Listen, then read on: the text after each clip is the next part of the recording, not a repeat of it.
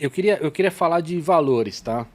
Quanto custa um equipamento industrial? Eu sei que varia muito, A mas... variação é grande. Se a gente for falar, por exemplo, num equipamento hoje para fazer implantes ortopédicos, Perfeito. é um equipamento que vai variar aí entre, aí vai depender do tamanho do implante, um monte de coisa e tal, entre 200 e 300 mil euros, Isso é FOB ou isso aqui? FOB, 300 mil euros e 1 milhão de euros. Tá, então nós estamos falando aqui de 7 pau. 1,5 milhão a... não, isso é FOB, vai. Nós estamos falando de 3 milhões de reais aqui até 15 milhões de reais, é isso? Um pouco menos. Alguma coisa tem ex-tarifário. Na média aí vamos botar 40% de imposto. Então nós estamos falando aí o de 300 para arredondar. 300 vão virar 400. 400 vezes 7 vezes 4, 28. 2 pau e 800. E o de 1 vai virar 1,300, 1,400. Vezes 7, nós vamos ter aí 9 a 10 pau. Tá. Legal.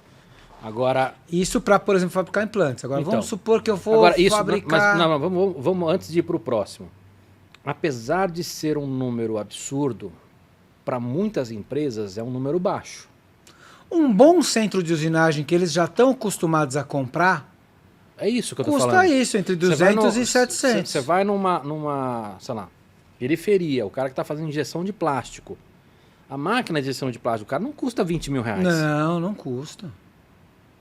Então, quando a gente fala de indústria, não é um valor absurdo, ainda não. que para quem tem uma impressorinha hoje de 1.500 reais, olha e fala assim, caceta, 10 milhões é muita grana. Não é um equipamento, por exemplo, que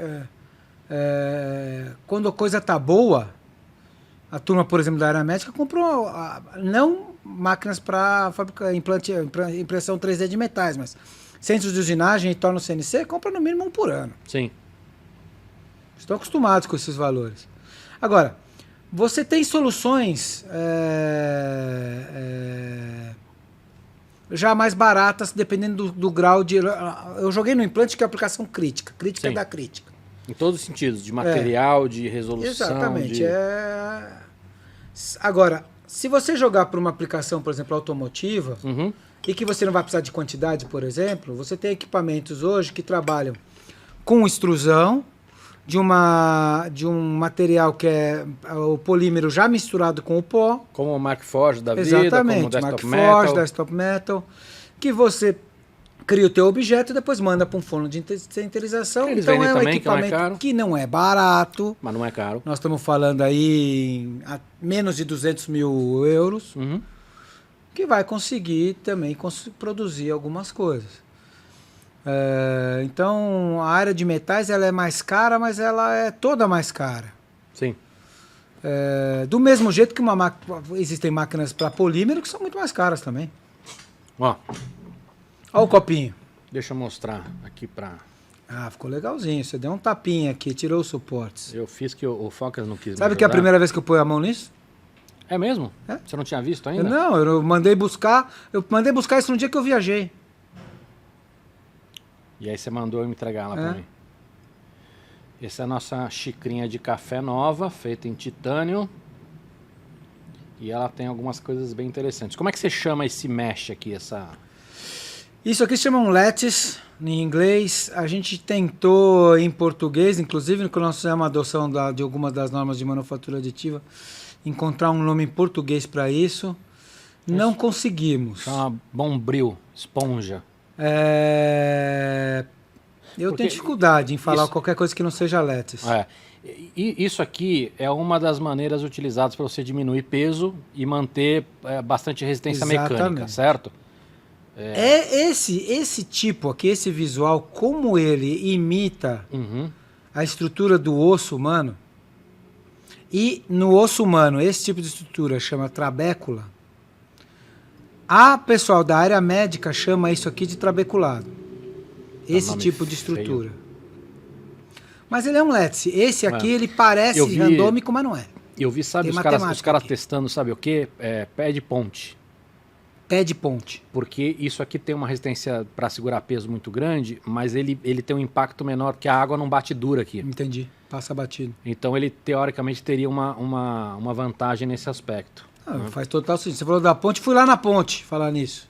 A ponte... A ponte de Amsterdã feita por você foi 3D. lá? Fui. E aí? Pô, essa foto podia ter te mandado. Pô, mas essa foto é... Se os caras procurarem ponte impressa em 3D, eles vão achar. Todo mundo tirou, né? É. Mas eu fui lá ver a ponte. E aí, tem uns... os caras não fizeram... Sabe uma impressora de plástico ruim?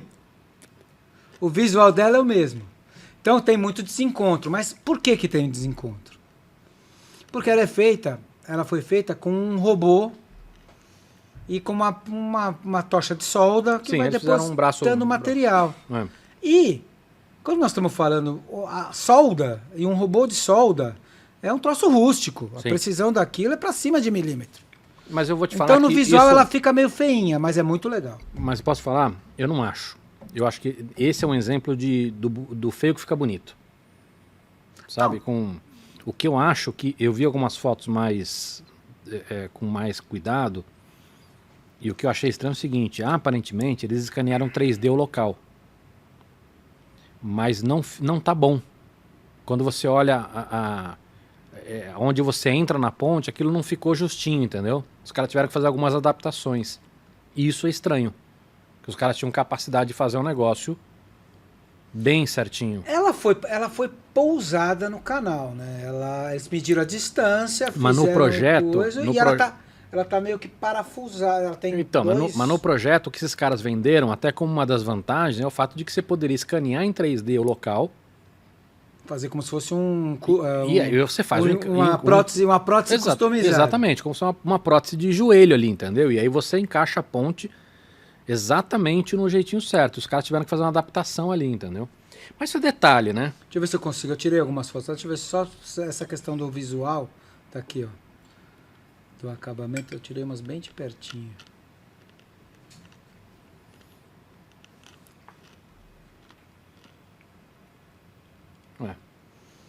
É que eu acho que esse tipo de detalhe, quando você olha uma ponte...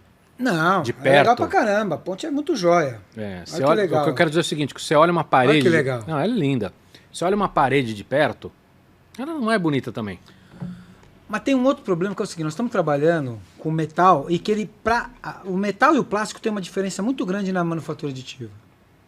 O metal precisa ficar líquido. Ele precisa ficar líquido. O polímero... ele não é líquido, né? A transição vítrea, né? Que eles chamam. Não, o polímero.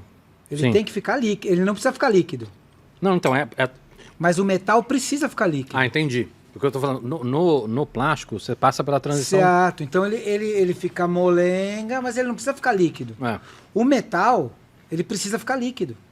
Senão não vai virar uma coisa só. Vão ficar duas coisas, uma apoiada na outra. Então, como é que você controla um metal colocado em cima do outro metal que ele vai ficando líquido conforme você está derretendo ele? Ele tem que ficar ali em cima da camada certinha. Então, é muito mais difícil você ter o controle disso. Por exemplo, aí... aqui eu dei nessa xícara aqui eu dei um bom acabamento nela. Sim, por quê? Qual é o limitante aí? O limitante aí é o tamanho do pó. Você diz a partículazinha partícula do pó. De pó. Limitante em que sentido? Para o acabamento. Por quê? Porque eu tenho partículas de 35 a 45 microns. Tá, e aí você tem algumas que grudam e aí fica ali... O que você está visualizando aí é exatamente o pó. Se eu usar um pó mais fino, entendi, eu consigo um acabamento melhor. Mas você vai ter outros problemas também, Aí eu vou ter que fazer uma camada mais fina, vai demorar mais tempo... Então, todo esse jogo... Da tecnologia, e dependendo do uso, isso pode criar algumas micro rachaduras, né? Na passagem do laser. Você tem, por exemplo, o laser trabalha a frio. Então, quando você trabalha a frio, você está induzindo um choque térmico forte entre a poça de fusão e o pó que está do lado frio. Então, tem uma série de coisas. Mas a questão nos metais dos acabamentos, geralmente está muito relacionado ao tamanho do teu pó e da fonte de energia, por exemplo. Mas foi facinho, viu? Passar, dar uma limpada aqui. A gente usou a Dremel, não sei se você viu, tem um episódio que a gente contou essa história, o Focas, Usou a Dremel pra dar uma lixada no dente. Ele foi no dentista, o cara botou um dentão de coelho nele e ele ia casar. Não tava Ele legal. meteu a Dremel no dente. Dente colado. É. Funcionou bem. A Dremel é excelente para inúmeras funções. Excelente ferramenta. É um animal Então, de teta, em né? metal, você está muito relacionado também com o tamanho da fonte de energia e o tamanho da matéria-prima. Vamos lá, se eu fosse pagar por isso aqui, quanto tem de material aqui, de custo de material, sem contar a máquina? Cara, eu não me lembro. Mas vamos o chutar. peso. Eu vou fazer o seguinte, eu vou fazer a conta por algo parecido, mais ou menos o mesmo volume que eu conheço, isso aí. Esse eu não me lembro exatamente quanto deu de volume. Isso aí ia custar para fabricar. Eu não tenho como tirar a máquina daí, cara. Não, mas vamos lá. Eu quero somar os preços Você quer comprar todos. matéria-prima? Se for comprar matéria-prima, você vai pagar 200 euros o quilo. Tá, então aqui tem o quê? Umas 200 gramas, talvez? Não, Menos? aí não tem mais do que Tô bem de peso. titânio né? é leve, cara. Aí não tem mais de 100 gramas. Então lá. Então quanto você falou? Deve ter umas 70 gramas. Não, mas o que você tinha falado? 200 euros o quilo. Vezes 7, um pau e 400 o quilo. Tá. Então, para 400, nós estamos falando aqui de 140 reais de material. Então, é isso? Que seja. Tá bom. Máquina. A máquina custa caro, bicho. Mas aí, tudo bem. A gente não vai ficar fazendo preço aqui Custa 7 pau. Tudo bem, mas vamos lá. Se fosse fazer serviço, dá pra dar uma estimativa aí ou não? Dá.